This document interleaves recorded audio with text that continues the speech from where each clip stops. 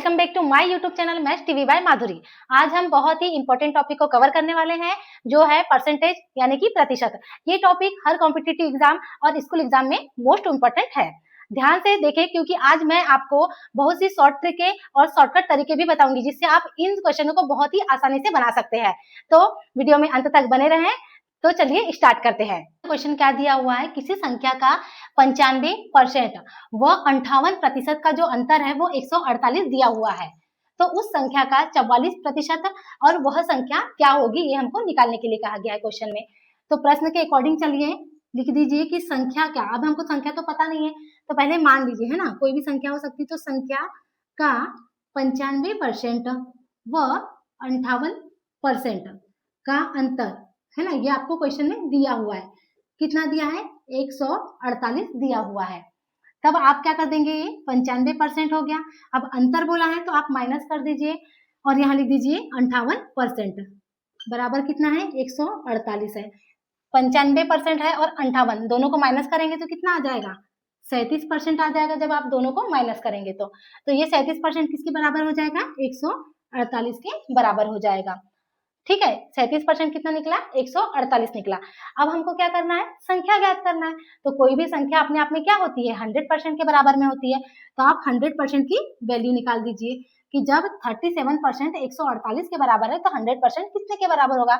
अब इसको काट दीजिए, परसेंट से परसेंट कट जाएगा।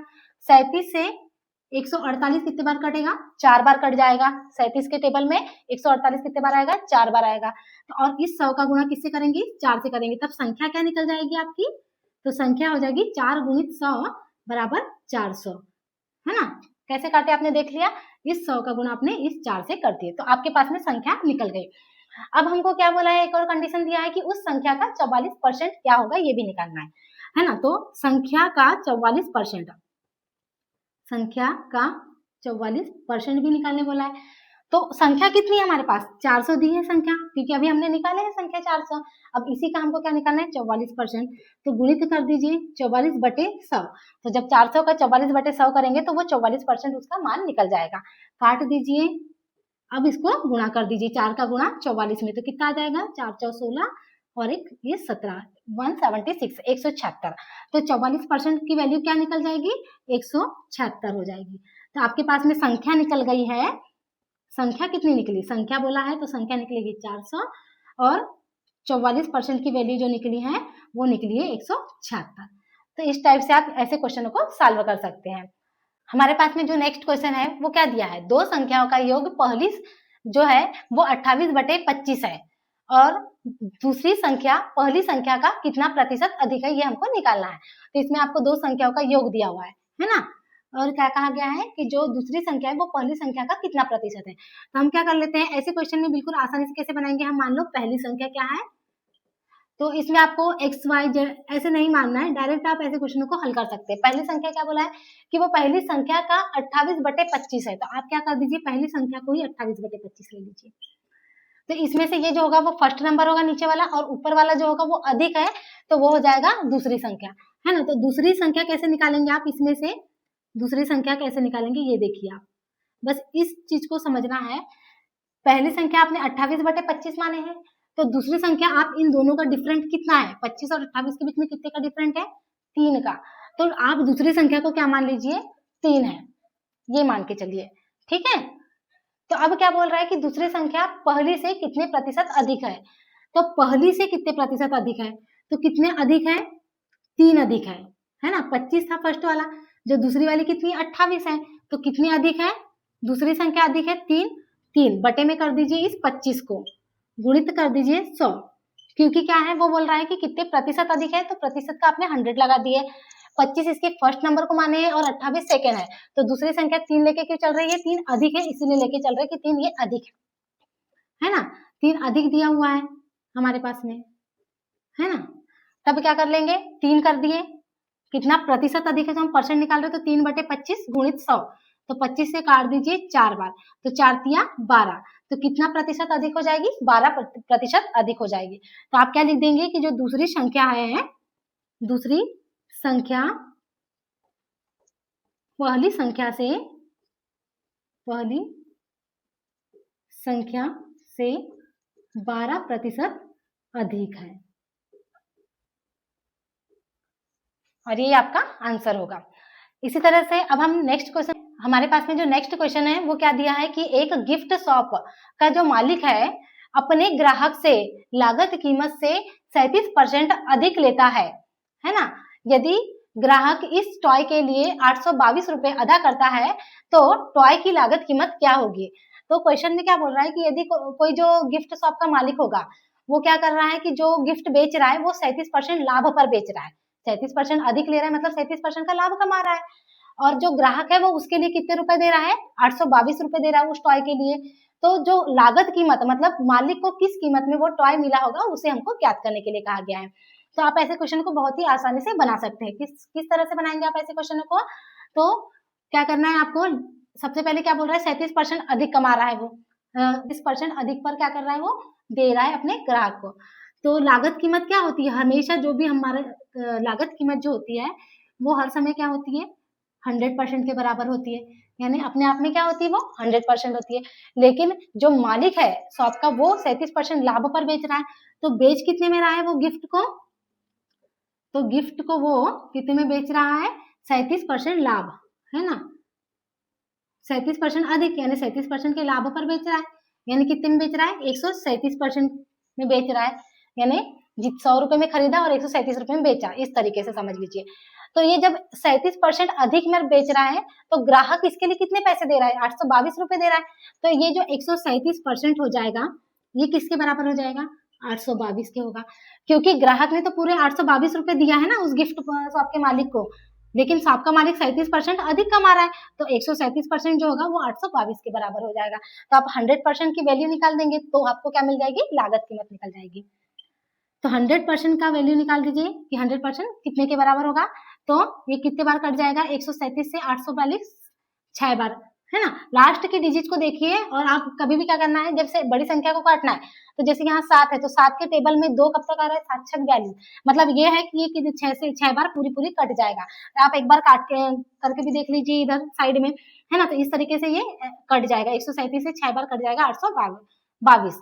तब इस 6 का गुणा किस में कर देंगे 100 में कर देंगे, है ना, तो लागत कीमत मिल जाएगी, कितनी मिल जाएगी 600, 6 का गुणा 100 में किए तो लागत कीमत क्या हो जाएगी, यहाँ पर लिख दीजिए लागत कीमत जो गिफ्ट की थी, है ना, किसकी गिफ्ट की लागत कीमत क्या हो जाएगी 600 रुपए, और ये आपका क्या हो जाएगा आंसर हो जाएगा। देखिए कितने आसानी से आपने इतना बड़ा क्वेश्चन दिया है और घुमावदार दिया है, लेकिन फिर भी आपने सॉल्व कर लिया। ये हमारा जो नेक्स्ट क्वेश्चन है वो क्या है, एक कॉलेज में कुल स्टूडेंट में जो 17% है वो फुटबॉल खेलते हैं, एक कॉलेज में जो कुल स्टूडेंट्स में से जो 17% है वो फुटबॉल खेलते हैं। कॉलेज में स्टूडेंट की संख्या कितनी दी हुई है 5800 दी हुई है, तो कितने प्रतिशत स्टूडेंट फुटबॉल नहीं खेलते हैं उनकी संख्या निकालने के लिए कहा गया है। अब प्रश्न को अच्छे से पढ़िए। सबसे पहले क्या दिया हुआ है कि जो 17% बच्चे हैं स्टूडेंट हैं वो फुटबॉल खेल रहे हैं, और हमको नहीं खेलने वालों की संख्या को निकालने के लिए कहा गया है। तो आप कैसे बनाएंगे इस क्वेश्चन को, देखिए कॉलेज में जो 17% स्टूडेंट है वो फुटबॉल खेलते हैं। अब कोई भी कॉलेज हो उसमें जो टोटल स्टूडेंट होंगे वो अपने आप में क्या होंगे 100% के बराबर में होंगे। तो टोटल स्टूडेंट आप क्या मान के चलिए, जो टोटल स्टूडेंट है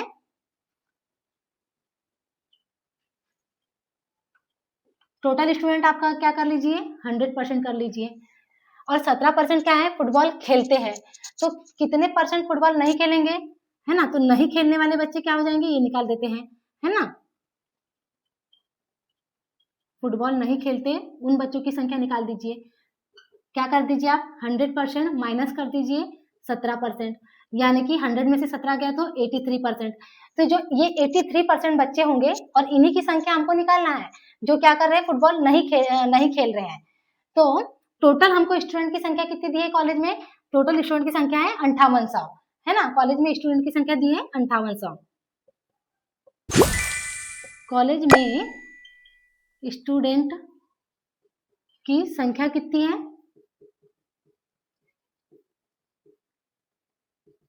5800।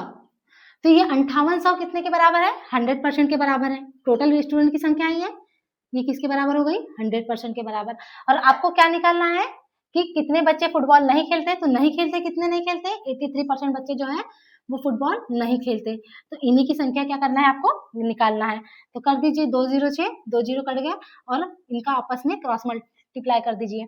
तो 58 गुणित 83, तो क्या आ जाएगा जब दोनों का आप आपस में गुणा करेंगे, तो इसका 58 गुणित 83 48 14 3 8 24, ठीक है। इस तरीके से ये बन जाएगा। तो नहीं खेलने वाले बच्चे कितने निकल गए, 4814। जब आपस में गुणा करेंगे तो आपका ये वाला आ जाएगा, इतनी संख्या प्राप्त हो जाएगी आपको।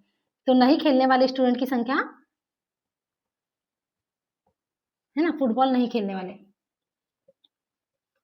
फुटबॉल नहीं खेलने वाले स्टूडेंट कितने हो जाएंगे, 4814। और यही आपको क्या करना था, निकालना था इस क्वेश्चन में। तो देखिए बिल्कुल कितने आसानी से आपने इस क्वेश्चन को स्टेप बाय स्टेप सॉल्व किया है, और आपको क्या है, स्टेप बाय स्टेप सॉल्व करने से मिस्टेक्स भी कम होती है। तो इसी तरीके से अच्छे क्वेश्चनों को सीखने के लिए हमारे इस वीडियो लेक्चर में अंत तक बने रहे। देखिए हमारे पास में नेक्स्ट क्वेश्चन क्या दिया हुआ है, नीलेश अपनी आय का 45% राशन पर, 15% कपड़ों पर और 20% अन्य मदों में खर्च करता है। तो और क्या कर रहा है, 75 रुपए की बचत करता है, तो उसकी मासिक आय क्या होगी, ये हमको निकालने के लिए कहा गया है। तो नीलेश की एक अपनी आय है जिसमें से वो अलग अलग चीजों पर खर्च कर रहा है, यानी राशन पर, कपड़ों पर और अलग कोई अन्य खर्चे कर रहा है, और केवल कितने रुपए बचा रहा है, 75 रुपए बचा रहा है। तो उसकी जो टोटल आय, मंथली आय जो है वो हमको निकालने के लिए कहा गया है। तो कोई भी व्यक्ति है तो उसकी मंथली आय क्या होगी, अपने आप में 100% होगी। वो कितना भी कमा रहा होगा तो उसकी जो आय होगी वो अपने आप में क्या होगी, 100% होगी। तब हम क्या मान लेते हैं, नीलेश की मासिक आय कितनी है, यही हमको निकालना है, क्योंकि मासिक आय जो है वो हम मान लेते हैं 100% है। हमने कोई राशि नहीं ली है, परसेंट में बोला है, तो परसेंट में कोई भी चीज क्या होगा, अपने आप में 100% होगा। अब वो किन किन चीजों में खर्च कर रहा है, तो उसका मासिक खर्च लिख देते हैं हम, ठीक है।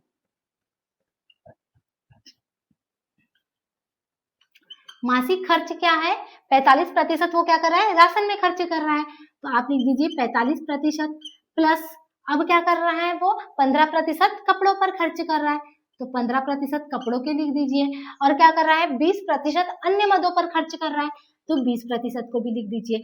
तो ये सारे उसके क्या है, ये जो है, ये जितनी भी ये उसके खर्च है ना, 45%, 15% और 20%। तो टोटल खर्च कितना हो जाएगा, जो आप टोटल खर्च करेंगे, जोड़ेंगे तो कितना निकलेगा, टोटल खर्च कितना प्रतिशत कर रहा है वो, 45 प्लस 15 प्लस 20 कर दीजिए, 80% निकल जाएगा, है ना। तीनों को जोड़ दी हमने, तो हमारे पास में उसका टोटल खर्च जो है वो 80% निकल गया, और उसकी आय जो थी वो 100% थी। अब वो कितने रुपए की बचत कर रहा है, तो वो 75 रुपए की बचत कर रहा है। तो भाई जब बचत की बात आ रही है, बचत तो वो 75 रुपए की कर रहा है, 75 रुपए की कर रहा है, तो ये 75 रुपए कितने प्रतिशत के बराबर में होगा, क्योंकि जब बचत निकालेंगे आप तो कैसे निकालेंगे, बचत आपको निकालना है, तो जो आपकी आय है, टोटल इनकम होगी, उसमें से माइनस करेंगे किसको, खर्च को। जब बचत निकालेंगे तो आय में से खर्च को माइनस करेंगे। आय आपकी कितनी दी हुई है, 100% दी हुई है, तो आप इस 100% में से माइनस कर दीजिए आपका खर्च 80%। जब आय में से खर्च को माइनस करेंगे तभी तो हमारी बचत निकलेगी, जो कि कितना है, 20% के बराबर निकली आपकी बचत। और यही 20% वो कितने के बराबर कर रहा है, 75 रुपए के बराबर में है ना, क्योंकि ये 75 रुपए को ही तो बचा रहा है। तब क्या हो जाएगा, तब देख लीजिए, ये जो 20% उसकी जो बचत है वो किसके बराबर में है, 75 रुपए के बराबर में। तो आपको क्या निकालना है, मासिक आय निकालना है। तो मासिक आय कितनी हो जाएगी, 100% टोटल उसकी इनकम, तो 100% कितने के बराबर, है ना। तो इसको काट दीजिए, 20 से कितने बार कट जाएगा, ये 5 बार कट जाएगा, तो 5 का गुणा 75 में कर दीजिए, तो आपकी मासिक आय निकल जाएगी, किसकी निकल जाएगी, नीलेश की मासिक आय निकल जाएगी। तो कर दीजिए 75 का गुणा इसमें, कितना हो जाएगा, 375 रुपए, ठीक है। तो यही क्या हो जाएगा, इसका आंसर हो जाएगा। तो देखिए आपने कितने अच्छे से पहले खर्च को जोड़ दिया, फिर बचत निकाला, फिर उसकी मासिक आय निकाला। तो ऐसे ही हम आपको अपने वीडियो लेक्चर में सारे जो कॉन्सेप्ट है बिल्कुल बेसिक से सिखाते हैं, जिससे कि आपकी प्रैक्टिस भी अच्छे से होते रहेगी। तो हमारा यदि सेशन आपको पसंद आ रहा हो तो वीडियो को लाइक कर दीजिए। देखिए अब हमारे पास में नेक्स्ट क्वेश्चन क्या दिया हुआ है कि 2 साल पहले रोहित के लॉकर में 4800 रुपए जमा थे। वह जमा रकम का 20% और जमा करता है तथा कुछ समय बाद बढ़ी हुई जो रकम है उसका 25% और जमा करता है। तो रोहित के लॉकर में कितने रुपए है ये हमको क्या करना है, निकालना है। अब ये जो रोहित है ये क्या कर रहा है, अपने लॉकर में पैसे जमा कर रहा है। 2 साल पहले जमा कर रहा था, अभी प्रेजेंट में कितने पैसे है वो हमको निकालना है। तो 2 साल पहले उसने क्या किया, 4800 रुपए अपने लॉकर में क्या कर दिया, जमा कर दिया, है ना। अब क्या किया उसने, जो जमा तो कर दिया था 2 साल पहले, उसके बाद में उसने क्या किया, 2 साल के बाद मतलब प्रेजेंट में 20% और जमा किया, कुछ समय बाद 25% और जमा किया। तो अब टोटल कितने पैसे है उसके लॉकर में, हमको यही सॉल्व करके बताना है ना। तो क्या लिख देंगे आप क्वेश्चन का आंसर, 2 साल पहले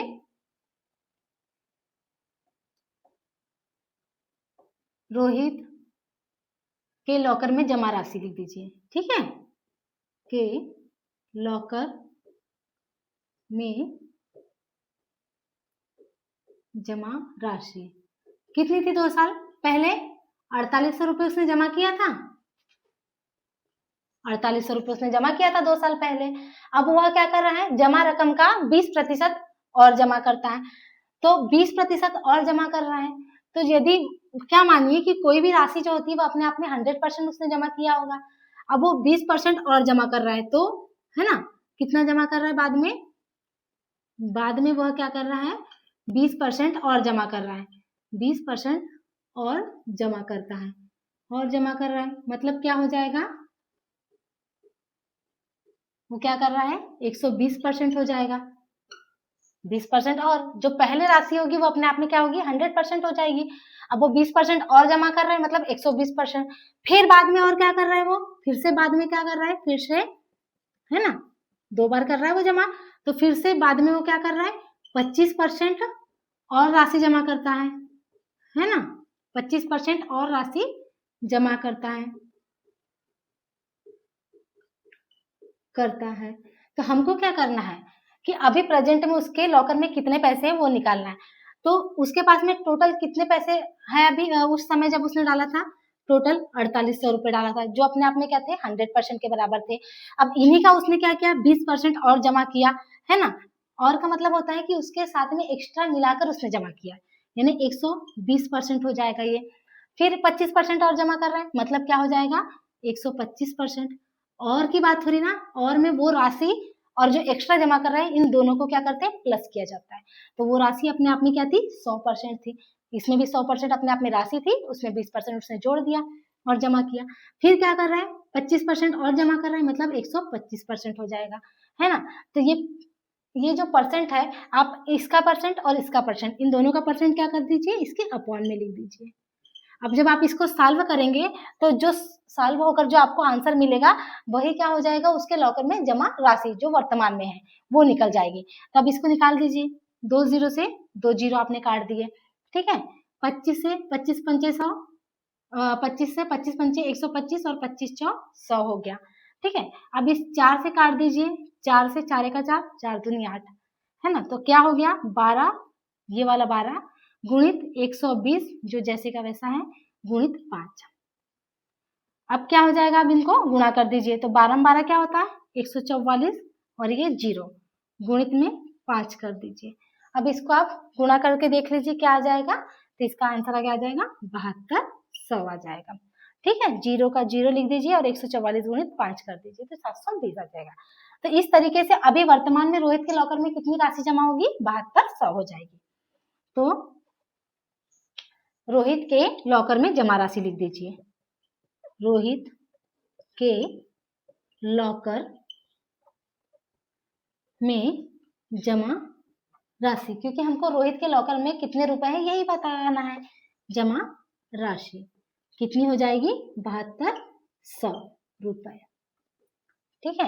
ये हमारे पास में जो नेक्स्ट क्वेश्चन है वो क्या दिया हुआ है, दो संख्याएं a तथा b इस प्रकार है कि a के 5% तथा b के 4% का योग a के 6% और b के 8% के योग का 2/3 है, तो a और b का अनुपात क्या होगा ये निकालने के लिए कहा गया है। तो दो संख्याएं दी गई है जिसमें a का भी परसेंट b के परसेंट का योग दोनों में दिया हुआ है, तो आपको इनका क्या निकालना है, अनुपात क्या होगा ये निकालने के लिए कहा गया है। तो दो संख्याओं में क्या बोला है कि जो a है ना, दो संख्याएं क्या क्या है, लिख दीजिए। दो संख्याएं क्या है, a और b है। क्वेश्चन में क्या बोला है कि a के 5% है ना, तो a का 5% कैसे लिखेंगे, इसी टाइप से लिखेंगे, a गुणित 5% यानी a का 5% तथा b का 4% बोला है ना, क्या बोला है, b का 4%, ये निकाल दीजिए b का 4% है ना। तो a का 5% b के 4% का योग, इन दोनों का क्या बोला है, योग बोला है, तो बीच में प्लस का साइन लगा दीजिए, यहाँ तक आप कर लीजिए। अब क्या बोला है, इनका जो योग है वो क्या है, a के 6% और b के 8% के योग के, a के 6% और b के 8% के योग के, योग है तो बीच में आपने क्या किया, प्लस का साइन लगा दिया, कितने के बराबर है, 2/3 है, योग का क्या है, 2/3 है। तो a और b का अनुपात निकालना है। तो आप जब इसको सॉल्व करेंगे तो आपका a और b का क्या निकल जाएगा, रेशियो निकल जाएगा। सॉल्व कर दीजिए इसको, देखिए परसेंटेज इसमें भी है, परसेंटेज इसमें है, परसेंट इसमें और इसमें है, आप दोनों साइड से क्या कर दीजिए, परसेंटेज को कॉमन ले लीजिए। जैसे आपने ये परसेंट यहाँ से निकाल दिया तो यहाँ पे क्या बचेगा, 5 इंटू ए, तो 5a बच जाएगा प्लस 4b बच जाएगा। ठीक है, परसेंट को क्या किया आपने, कॉमन निकाल दिया। इधर भी परसेंट को कॉमन निकालेंगे तो आपके पास क्या बचेगा, 6a, 6 इंटू ए करेंगे तो 6a हो जाएगा, प्लस 8 इंटू बी करेंगे तो 8b हो जाएगा, है ना। यहाँ तक के बन जाएगा, 2/3 था क्योंकि ये इसके 2/3 के बराबर है ना। अब यहाँ का जो ये परसेंटेज है, यहाँ के परसेंट से क्या हो गया, ये कैंसिल आउट हो गया, कैंसिल हो गया। अब आपके पास में कितना बचा है, मात्रा 5a प्लस 4b इक्वल, इधर क्या बचा है, 6a प्लस 8b 2/3, ये इतना बचा है। अब आप क्या करेंगे, ये जो 3 है, 3 का गुणा किससे हो जाएगा, इधर की संख्या से हो जाएगा, और इस 2 का गुणा इधर की, मतलब 2 का गुणा ऊपर वाले इन पदों से हो जाएगा और 3 का गुणा इधर वाली संख्याओं से हो जाएगा। तो 3 का गुणा कर दीजिए, 5a plus 4b equal 6a plus 8b, इसमें किसका गुणा होगा, 2 का गुणा होगा। अब गुणा कर दीजिए इनका, तो 5 तिया 15a हो जाएगा प्लस 4 तिया 12b इक्वल क्या हो जाएगा, 6 दूनी 12a प्लस 8 दूनी 16b, यहाँ तक के बन जाएगा, बढ़िया। अब क्या करना है, a और a दोनों साइड है, b दोनों साइड है, तो a वाले को एक साइड कर दीजिए, b वाले को एक साइड कीजिए, क्योंकि हमको a और b का क्या निकालना है, रेशो निकालना है, अनुपात निकालना है। तो 15a, जब ये 12 a इधर आएगा तो क्या हो जाएगा, प्लस का साइन है, इधर आके ये माइनस के साइन में कन्वर्ट हो जाएगा। अब यहाँ पर क्या बचा है, 16b बचा है, क्योंकि a इधर आ गया, और यहाँ का जो b है वो इधर चल जाएगा, है ना, तो ये प्लस में है तो ये माइनस में हो जाएगा, 12b हो जाएगा। तब 15a में से 12a जाएगा तो कितना a बचेगा, 3a बच जाएगा, और इसी तरीके से 16 में से 12 जाएगा तो 4b बच जाएगा। तो अब हमको क्या निकालना है, a अनुपात b निकालना है। तो इस a के बटे में आप क्या कर दीजिए, इस b को ला दीजिए, और ये जो यहाँ पे क्या बच जाएगा, 4 बचेगा, और इस 4 को इसके अपॉन में ले जाएंगे, है ना, 3 इसके बटे में आएगा, b इसके बटे में। तो इस तरीके से तो आपको बनाते आ जाता होगा, जब इक्वल में रहता है तो a अपॉन b कैसे निकालते हैं, बस इन राशियों को इधर अपॉन में कर दिया जाता है। तो यही क्या हो जाएगा, आपका अनुपात निकल जाएगा।